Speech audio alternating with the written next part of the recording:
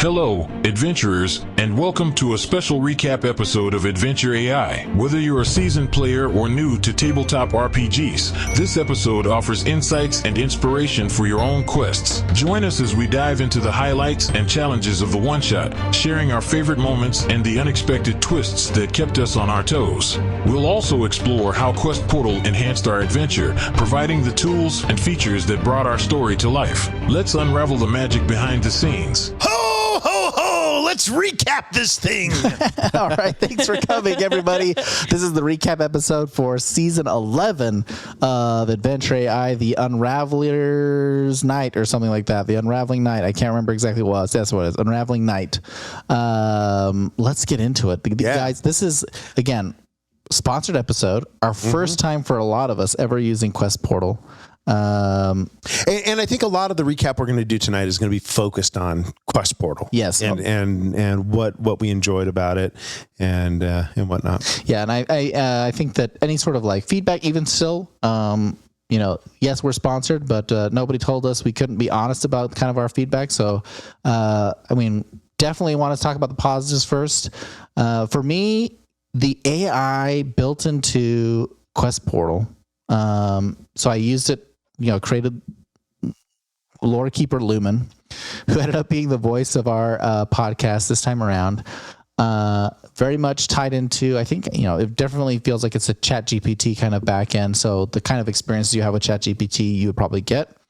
What I had while I was doing it, though, is that there were so many places where they just built it in. And I didn't get a chance actually to show you guys, but there is a mechanism where you just kind of in the notes that you have and the ability to use it. I could just let me actually pull one up here so I can talk to it. I could be just right here where I'm doing where I put some notes in for like the Unraveler, and then I just hit this little thing that says AI notes. And then there's this drop down that goes character concepts, encounters, freestyles, items, locations, quests, random tables, secrets, or a thing that's called strong start, which I actually don't know exactly what that does. But I could just pick this thing and I go like, in many cases I could go freestyle. And when I started typing information in there, I think it was actually taking information from that same note. So I'd be like, hey, do something with the Unraveler, and it would take something from that one note, the context of the note that I had, and then it would create and generate what I needed. So I had, during the DM prep, we had created some like spells or something, or the nightmare creatures that we had come up with. And I was like, I don't have a stat block for these. I just had like, here's the name of it, and it was this. Literally didn't have a stat block at all when we came today to do the recording. And I was like, give me a stat block and I just put the name of the monster, and it created the entire stat block, and it kept the special abilities that we had previously put. So It was taking all the information from that. Oh. Well, I noticed too that the AI that we used with this one versus normally using ChatGPT, there's a lot less of the AI forgetting what had happened, and like there was just at least that was my perception. At least was that there was a lot of like the AI like had its like crap together in that it knew what was going on, and kind of going off what you were saying. Very contextual. Yeah. And also like everything leaned to the fantasy world that we were playing. So it's like it knew that it was D&D related, and it was like when I say create a stat block, I didn't have to give it more context that it was for the Dungeons and Dragons. It was like giving it to me in the way that I wanted it for Dungeons and Dragons. On the player side, it's the same way too, because I was using the assistant as well, the AI assistant, and everything that I put in there, it knew that we were talking about Nicholas the Silent. It knew that it helped me write the Circle of the Evergreen Druid subclass, right? And then it had all that information in there. And then when it would refer to it, it just knew it. It just understood it and knew it, like ChatGPT. And I assume it's built on ChatGPT or something similar like that. Yeah. But like that, I could also program it to where if I wanted to cast a spell, I always have an incantation that I want to say with the spell. And so I just say spell, incantation, and then parentheses, either who I'm attacking or what I'm summoning. And then it does a incantation that does it. It's really cool to have that in the same location as everything else. So you don't have to have a million different tabs open and going back and forth. It's just, having AI on your character sheet basically is what you have. And and that's awesome. Well, and like we also don't have to have ChatGPT, Discord, and our character sheet, and all of the other things that we were doing on the back end, which I feel like in general for me made it a lot more fun because I wasn't juggling as much. And I was just looking at one central location. I mean, the organization is fantastic. We didn't have to use Discord because what is it called? The campaign setting? Yeah. So inside of the quest portal, I could create a campaign setting, and then I could create notes, and I can make like public notes and private notes for the campaign, and I could like share them with you guys. So anything that I wanted to give you, I could give you. Now I didn't go into like all the details if like I could just take a note and only share it with a certain person. I don't know if that's a functionality, but I mean, we didn't dig into all the feature set here, but I'm definitely going to, though, after having used it. Like, this is something I really want to learn check it out back and forth. It's awesome. And some of the features inside there were like the dice roller was awesome. Like the dice roller was really, really cool. Being able to program the rolls and typing the names of them. And so you just had those ready to go. That sped things up. And then the chat's nice. It's always nice to have chat so we can send little notes to each other. And so people can see the actual rolls that we made. So, and I know that's not unique. A lot of things, programs have that exact same thing, but theirs is nice. Theirs it's very nice. User friendly is what I feel like. It's like I'm an idiot, and I've used other programs where I get, I figure at some point while doing this podcast, I should learn how to play the game. That day is not this day. And I would say like for an idiot, it was so easy and intuitive to just go into, whereas other programs, you have to know quite a bit about the game before jumping in. Sure. At least in my opinion. Yeah. Well, you know what's really interesting? You saying it the way you said it. I won't agree with it. Okay. But now this is going to make me sound like a jerk. But on the other hand, I am a software engineer that works with that works with AI at the company I'm at, and so. So on the other hand, I really liked that when I was building my character sheet, or that when I was building my character, I took the character sheet, I customized it, I made changes to the way that I did. Like, it was completely my own thing. So it was neat that it has that level of like you don't know what you're doing. To the Here player. it is. Yeah. And that's 100%. Like, I was going back to that dice programmer thing.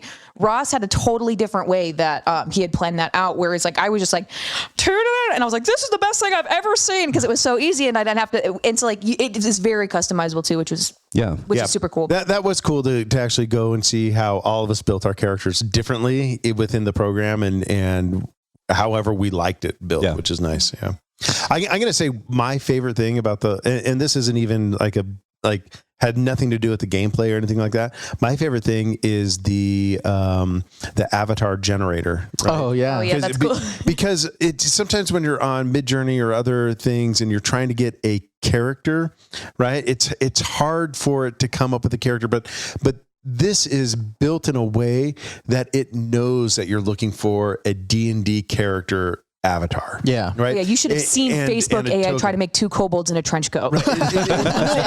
It's hard. Have you tried on there? I did. It was an abomination.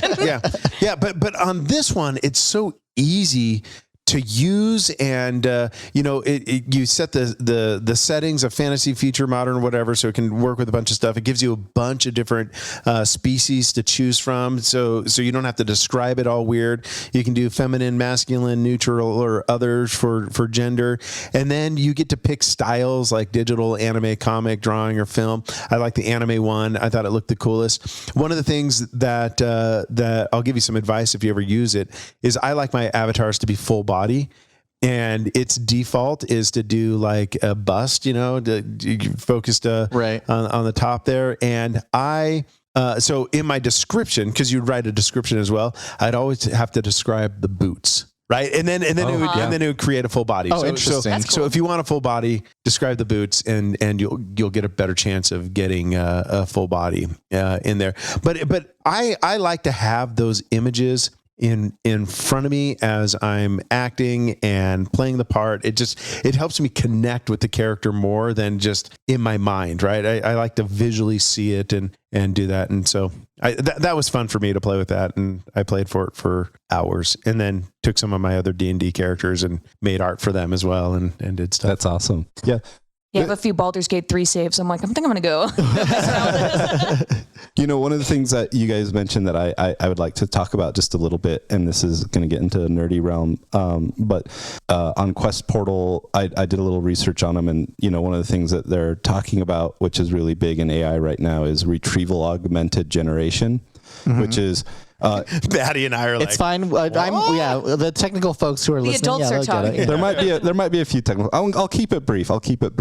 But that's what they're doing here. This is why I thought it was really neat. The freestyle AI that you could do, the experience that you had with creating stat blocks, that's what enables that. And so what I found is that when you have your character sheet, if you create a freestyle AI block in there, that it's using your whole character sheet. Oh, really? Yeah, that is what is being used as part of the prompt to your AI. And so one of the things that I did that was kind of fun is in this session I had the actuallys. I kind of wrote like how Jason has done in ChatGPT in the past, where he would say, when I do this, do this. I actually wrote that in my character sheet, and I wrote my whole history of Jolly Kindle in the character sheet.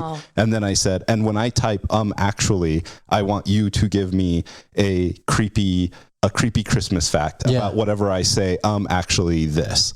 And so so you would say, actually lanterns. Yeah. And it would do a speech on that. But it was pulling in and it would pull in, basically I took everything we had done in character creation, wrote that into my character sheet, and then did that. I understood so little of what came out of your mouth, but then when you finally got there, I'm like, whoa, it's like cross-eyed to this fully conscious. Yeah. But I think the core takeaway is that to layman terms for folks is that it takes all the information and can aggregate them from your character when you do things inside of the AI to say, hey, take into consideration my background and my history and whatever things about me when you are doing these things that you're generating with AI, as opposed to just being like, if anyone's just used ChatGPT just like raw, right?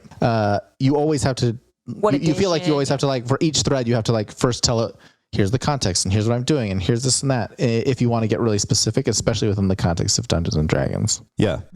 So for those that don't know, Tyler is a product manager at a tech company as well, so he knows how to speak nerd and turn that into people talk. Yeah. So that was really good. Yes. I'm pretty hard to knock over.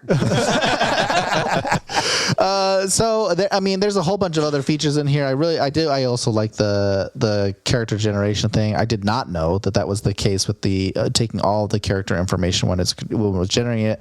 I did see those behaviors as a dungeon master when it was doing my notes and kind of pulling that information. And it also seemed like when you create your campaign setting, like your I think that's what they call them is the campaigns here, or the adventure, or excuse me, I think the sessions. You create the sessions, you can have multiple different sessions and different campaigns essentially, but it also will segregate those from each other. So it's like, oh, here's this, and it's isolated within a box and everything that's happening here. I don't know how much they might be able to do recaps. I think that might be something worth trying to test out, to be here's the notes that we took during our thing. Could we recap this, and being able to easily do those sorts of things? I think that there's a lot that could be there. And I think that, I think last we heard that there was some news about them getting a recent fundraising. So I'm hoping that they're going to be able to really, this is, as it feels like to me, pretty close to them just getting started, if you will, as far as the stuff that they can do. And the ceiling is really, really high on how far this goes. So hopefully we continue to see Quest Portal doing more here. Yeah. I think one thing that was difficult, and I'll bring this up, and this isn't a fault of Quest Portal, but just in the reality of Dungeons and Dragons. Yeah. It's always easier to make a first level character than it is a 14th level character. Yeah. Oh, yeah. Right. And a character sheet. Yes. And so making a 14th level character is always difficult, right?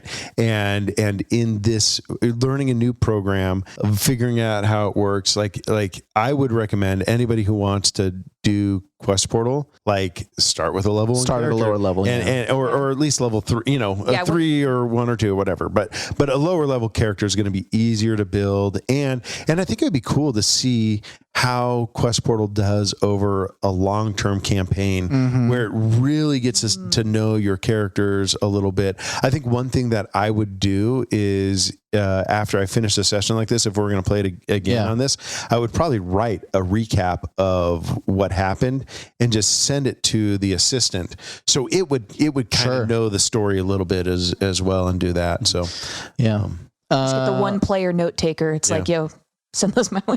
Yeah. There's probably a few features in here we just didn't get a chance to explore. I know we did add a little bit of music for this first time. Yeah. That was one of the things. I don't think there's currently any mechanism to like generate music on the fly, but it does let you like upload. So if you have like other sources of the music that you have that you want to put there, then that works. Yep. So yeah. Can we talk a little bit about story? Yeah, let's talk about the story and the campaign. Yeah, and just how that went. I'd like to hear for Tyler from your point of view. I would love to hear, Yeah. No, from my point of view. GM, yeah. Tell us about the story. Tell us about, because as players we like to derail. Yeah, you do as much as possible. But tell us a little bit about your experience. Here's the thing that a DM always struggles with, or at least I think when you're like trying to do a good job as a DM, which I do try, at least a little bit. It's just a matter of like how long things are going to take. And I think we've talked about this before, but working with the Lore Keeper Lumen and inside of the quest portals we were creating, kind of what the plan was and what we're going to do. Like, love the idea of like the dream spider and being able to like pull out nightmares. I got some initial ideas from how we're going to do that, and I don't remember if I recorded it or not specifically, but I wanted to get like mundane nightmares that would tie to what you as like the Christmas people wouldn't want. It's like, oh, what's the worst thing for a Christmas person, right? It's like boring thing, boring stuff, and like whatever. So I thought that was funny. Yeah, and that worked too. It's still probably that was murder. really good. Yeah, Bad for everyone. Yeah, murder is pretty sad for everybody. Christmas people don't like murder. Yeah, no. Genocide. I actually was hoping to some degree that the masquerade was going to be a little more like less violent, intriguing, and a little less violent. That was my Merry initial Christmas, plan. y'all. instead of a blender. Yeah, my I think that's the most people I've ever killed in a single spell. In my brain, I had thought they're going to solve the problem. And then like, so the way that it was written is that between the music and the chandelier, it was some sort of enchantment that was having the people there, and it was like slowly draining their life force, essentially. That was kind of like the idea of what that came out with when we first came through. So I was like, oh, if they figure that out, then they can like, oh, they destroy the chandelier or they destroy the music or both or whatever it is. We could come to, and that would stop it and free everybody. And they'd be like, oh, we're free. So they all got freed in a different way than I anticipated. I mean, we ended the spell. Free from life. Yeah, we freed their souls from their bodies. Only revivified the people we came here for and left everyone else It's there. true. I mean, the other people are from Halloween Town. They're used to being undead. Yeah, they're fine. They'll get revived. Whatever helps you sleep at night, Santa Claus. Doesn't mean they're not innocent. Doesn't mean they're not guilty either. Wait. Okay, so then I was thinking that you guys were going to go in and like find the Unraveler by themselves. The initial plan was that all the elves except for one was going to be like masked, and you guys would do some intrigue and kind of you'd find those elves and you'd free those ones specifically, and then when you get to the place to fight the Unraveler, he would still have one pawn that he would keep. That again, a motive to continue fighting. My thought was not during the recording, but after the recording was like, oh, if we put enough space between all these places, then your exhaustion would increase and it would become more difficult for you because you're pressured for time. Right. So I wanted to do something that would pressure you for exhaustion makes cowards of us all. Exactly. Oh, yeah.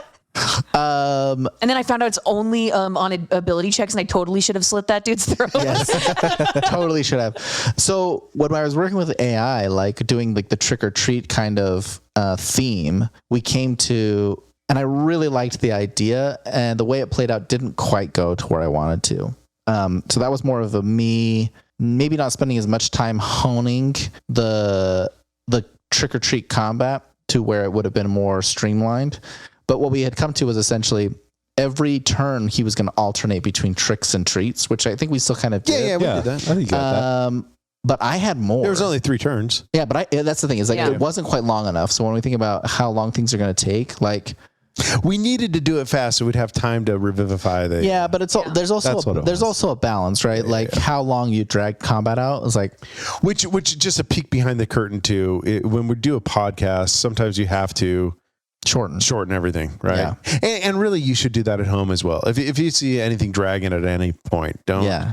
Don't Although I think that even though it's late for us here, I think it was kind of exciting enough that if we wanted to play it out, like we probably could have got a few more trick or treat rounds in. Mm-hmm. Yeah. And what were some of the tricks and treats? So I actually combined because I actually combined 2 with the Unraveler for the trick or treats so I had the Phantom Doppelgangers. That was one of the tricks. The other one was the Cursed Candy Rain. So it was supposed to be like the candy comes down and like you would have to dodge the candy. Then I had like another one that we never did, which was the Web of Illusions. So if you guys haven't figured out, like the Unraveler has all sorts of different spells, and like he's illusionary or whatever. He like took over that book and like compelled people. So the Web of Illusions was essentially, it would change the terrain. So like false walls and false holes and like different things. So like the whole area would change so that instead of it looking like whatever, it like now looks like a maze. And then like you try to run a direction and it looks like it's clear, but there's actually an invisible wall that you would crash into. So it'd make movement very difficult. And then the treats that I had was the Corrupt Blessings. So Battlefield filled with sweet intoxicating scent gave the Unraveler hit points so it would heal him and enhance his spellcasting ability. So it was like a buff for him that he could self-cast. Then the Bewitching Charms, which were the things that would come up and mesmerize you and like stun you for a turn. But I combined that one with the Cursed Candy because I was like, okay, well, I was like, we're clearly not going to get enough turns here because things are kind of like going along, as you said. And then another one here that we never touched was the Shadow Feast. So dark tendrils emerge from the ground, siphoning energy from the battlefield. And then like regenerating health. So like steal health from you and like give it to him. That was the other treat because the thought was the first time it did it, it's like the treats that it was giving were like nice things to you guys. I was like, well, no, I want something that's like treat themed, but like it's but not negative, a bonus. It's a negative effect for you. Yeah. So like it's floss on Halloween. Yeah, floss on Halloween. But like siphoning your life is a treat for me as the Unraveler, right? Mm-hmm. Or like the charms. So it's just like, it's kind of a treat. And then, but you know what? A bad guy that does it would be weird to fight it weird and possibly a good way, right? Mm-hmm. To have a villain that's doing a ton of damage to you and then the next round heals you a little bit. Yeah. And then hits you more like that. Like, yeah. That type of abuse is interesting to see. We also got some new Unraveler lore, guys. Yes. Yeah. So that's pretty tight. Yeah, I loved it. I actually think the Unraveler is one of the coolest villains I've seen so far, like in a D&D. Like I really liked him. I like his creepy aura, the way you voiced him. Just really good job. And the smile. Yeah. The smile. Yeah, Ooh, that was cool. It was so good. But we don't even know if that was his smile though, or the other guy. Yeah, you don't know. Is he actually the Unraveler? Who's the Unraveler really? It's Mrs. Claus. Am I the Unraveler? Mrs. Claus. She's been trying to get you to retire for the last 20 years. I don't care about it. I'll destroy the world as long as it's not you. It took about 6 seconds to unravel her. Mrs. Claus. All right, let's go around the table. Any other questions, comments, concerns, or thoughts? I will say this. We started out the character creation wanting to do like adding to the characters, the multi-class and stuff. I decided I think we're planning on doing this every Christmas season, and we had talked about Santa playing a bunch of different classes, and so I'm excited to try different classes with Santa Claus and not do the multi-class thing, but really like hone in, and it was fun to like, what would a druid Santa be like? Yeah, I had a lot of fun with the vow of silence. Yes, I had two things with the vow of silence that I wanted to do. One was speak with animals. I was going to cast it on the spider, but we got into combat a little bit too fast. But I was going to explain to it that I had taken a vow of silence, but it didn't count when I talked to him in beast speech. Right. Wasn't breaking the other rules. And I was going to do the same thing because I had a telepathy feat. Oh, geez. Well. Okay. So I was going to talk to you guys in your minds through telepathy. I can't escape it. Because I can't speak out loud because I've taken a vow of silence. So in your mind, I will tell you this. So that was fun for me. And then I also found myself with the dancing. Oh, yes. I realized I went from a Santa Claus voice to a Jack Lemmon in The Great Race. That's where that ended up. So, all right. Well, I didn't catch that one. So hopefully the audience did. Yeah. Yeah. My blood ran super cold when the Unraveler shows up. I'm like, I'm alone with the final boss. These two guys are out there. I was proud of myself though for not putting on the mask. I was like, that was some big brain D&D. It's almost like I'm learning how to play the game. Yeah. I had a really good time. The story was one of my favorites, I think, that we've done on this show. I really had a good time. That's all from your boy. Your boy, Uncle Maddie. Uncle Maddie. Ross, anything you want to add? I just want to share a little bit about Jolly Kindle. He is one of my favorite characters to play. And, I really enjoyed he has an arc in my mind. Yeah. I don't know where it's going. Evil to good to way evil. Right. And that was the thing. Capture snowflakes and suck their power. Right. They feel every bit of it. And so, if you look at I don't know, you look at you look at other characters, I guess you could look at where they are on this journey, and his journey is like, he found Christmas and then he had his faith shaken, and now he's this season he's trying, he's thinking, well, maybe my past as the Gourd Lord and this eeriness is actually going to lend itself to Christmas, because maybe Christmas has these eerie things. So that's kind of like what I'm playing in my mind. And so maybe I overthink my characters. I love it. I love that you're going on an arc, because that's intentionally the opposite of what I'm doing. I'm trying to play. I'm trying to play an unchanging being, right? Yeah. Oh, okay. Someone who can't grow or change, and part of that is being oblivious to everything going on. Yeah, right. Yeah. Interesting. Because if you can't change if you're oblivious. And I wanted to have Santa be that character, but I love that you're wildly shifting in every direction and getting pulled, and I like where you're saying that you have an arc, you just don't know what it is, right? Yeah. And it's just like life. So I hope it didn't feel like he changed too much this season. I tried to make him the same essential character, right? But with just different motives, and so I'm now, what I'm really excited about is just to I'm going to be unpacking it for the next year and thinking, okay, what's he going to do next? What's going to change in his life? What baggage did he accumulate? So, I don't think you overthinking characters is a problem, because it makes it easier for me, especially, also to kind of build on that. I love you guys. Merry Christmas. The dynamic of this party is pretty fun. It is. Yeah. It is it's a weird group. One of the things I wanted to, the one thing, and you mentioned this too, we go so fast and you come up with so many ideas, and you can't get them all out. Mm-hmm. But one I really wanted to play with, and I don't think we got to do too much, was last season he was very passive aggressive to Krampus, and he was very sucking up to Santa. And this season I really wanted to try where he was going to be annoyingly nice to you. I wanted to see if Krampus would just be okay, this is too much. And I didn't get the opportunities to explore it, so maybe we'll try that in the future. So. Oh, and I also got to use way more of the rogue features than I anticipated. Yeah, you did. That worked really well. Even a lock picking. I know. I was like, oh my God, there's other rooms. Oh my God, I need to call my dad.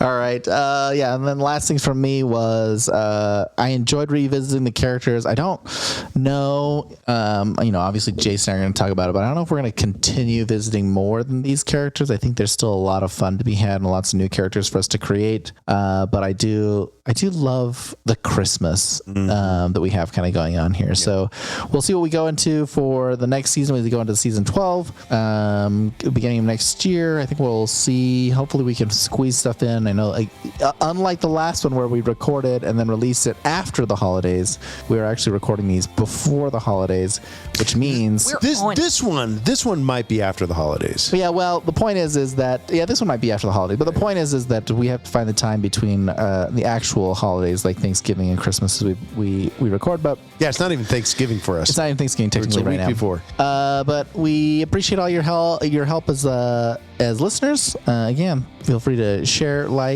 whatever it is you do on the podcast. Give us a rating or whatever, some feedback. Yeah, for sure. We'd love some reviews and some stars and all that. It really does help. It's nice to know if you're listening to the show and you like the show. We'd love to hear it. If you want to see us do things or try different campaigns or whatnot, give us prompts and stuff. We'll do that as well. We also need to give two big shout outs real quick. Carter Brown, he's our awesome editor. It makes it so much easier to produce these podcasts when you have somebody who's editing them and taking care of that side of things. That's a lot of skilled work. person who can do it also quicker than we can. Yeah, so that's fantastic. And then also just a huge thank you to our very first sponsor, Quest Portal. It really is validating to have a company from a different country looking at the work we're doing and saying, "Hey, we believe in you guys. We want to sponsor you guys. We want to advertise our product on your show." That meant a lot to us, and we can honestly say that was a Christmas miracle. So. It really was. We appreciate someone coming to us and says, "Hey, you're at least moderately interesting." All right. Well, thanks everybody. We'll catch you on the next season. Merry Christmas. Merry Christmas. Merry Christmas.